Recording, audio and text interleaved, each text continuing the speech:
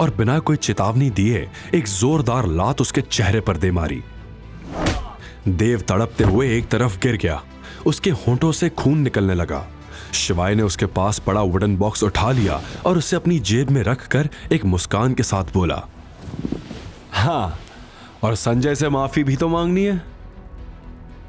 इतना कहकर वो संजय की तरफ बढ़ा, जो पूरी तरह से होशो हवास खो चुका था।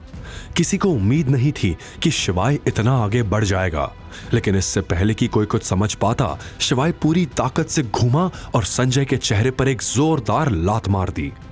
संजय लड़खड़ाते हुए नीचे गिर पड़ा, लेकिन शिवाय ने उसकी ओर देखे बिना ही व्यंग्य से मुस्कुराते हुए कहा, मांग ली माफी, गुड बाय, और बिना मुड़े वहां से चलता बना।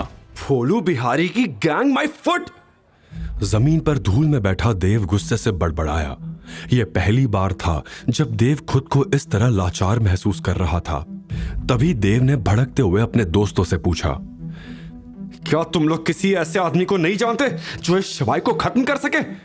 देव की यह बात सुनकर सभी ने अपना अपना सिर झुका लिया, क्योंकि देव के सभी दोस्त नौकरी पेशे वाले लोग थे जो सुबह ऑफिस जाके शाम को घर आते थे। देव के साथ ऐसा कभी कुछ नहीं हुआ था, क्योंकि आज तक उसका सामना शिवाय जैसे आदमी से नहीं हुआ था।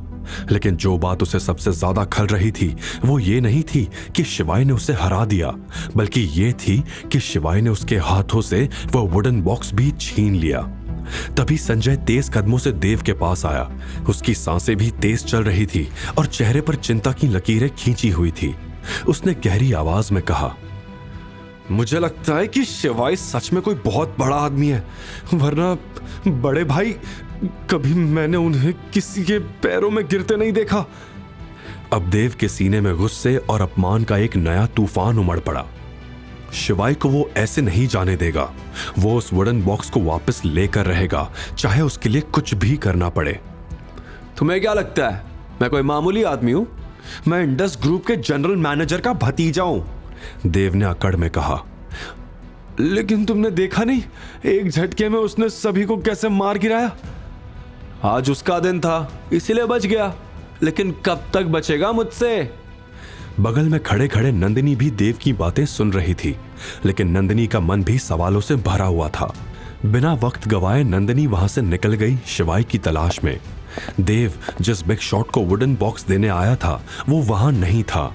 उसकी आंखें बेचैनी से चारों ओर घूमी, लेकिन कोई फायदा नहीं हुआ। अब वो अपने चाचा को बताए भी तो क्या? उसकी इतनी मेहनत पर पानी फिर चुका था, और ये सोचकर उसका खून खौल उठा। देव ने खुद को संभालने की कोशिश की और लड़खड़ाते कदमों से पास पड़ी एक कुर्सी पर गिर पड़ा। असली डर तो अब था, दिनेश चाचा का गुस्सा। उनसे बचने का कोई रास्ता नहीं था। अब इतनी बड़ी गलती वो कैसे छुपाए? उसका दिल जोर जोर से धड़कने लगा। कांपते हाथों से उसने जेब से फोन निकाला। हर बीतते सेकंड के साथ डर और बढ़ता गया। उसका हलक सूखने लगा, लेकिन अब फोन करना जरूरी था। उसने गहरी सांस ली, आंखें बंद की और कांपते हाथों से दिनेश का नंबर डायल कर दिया। हेलो चाचा, यहाँ एक पंगा हो गया है। जो बॉक्स आपने मुझे दिया था वो कोई और ले गया। डरते हुए देव ने कहा, कोई और ले गया? क्या मतलब कोई और ले गया? फोन की दूसरी तरफ से दिनेश की आवाज आई, वो चोरी हो गया। तेरा दिमाग ठिकाने पर है? एक काम दिया था तुझे, वो भी ठीक से नहीं किया तूने। अपने साथ साथ तू मुझे भी मरवाना चाहता है क्या? मैं आपसे वादा करता हूं मैं उसे ऐसा सबक सिखाऊंगा कि वो जिंदगी भर याद रखेगा। मैंने ही गलती कर दी तुझे वहां भेजकर। चाचा प्लीज बस एक मौका और दे दीजिए। मैं वादा करता हूं वो बॉक्स मैं ढूंढ कर ही रहूंगा। अब मेरी बात ध्यान से सुन। मुझे कोई मतलब नहीं तेरी लड़ाइयों से। मुझे वो बॉक्स किसी भी कीमत पर चाहिए। एक नंबर भेज रहा हूं, उस पर कॉल कर। ये नंबर इंडिया के सबसे बड़े डॉन पांचा गोठी का है। ये काम जल्द से जल्द पूरा होना चाहिए। अब अगर कुछ गड़बड़ हुई तो मुझसे बुरा और कोई नहीं होगा फिर, याद रखना। आखिरी वार्निंग देकर दिनेश ने कॉल काट दिया। आज तक देव ने अपने चाचा का ये रूप नहीं देखा था।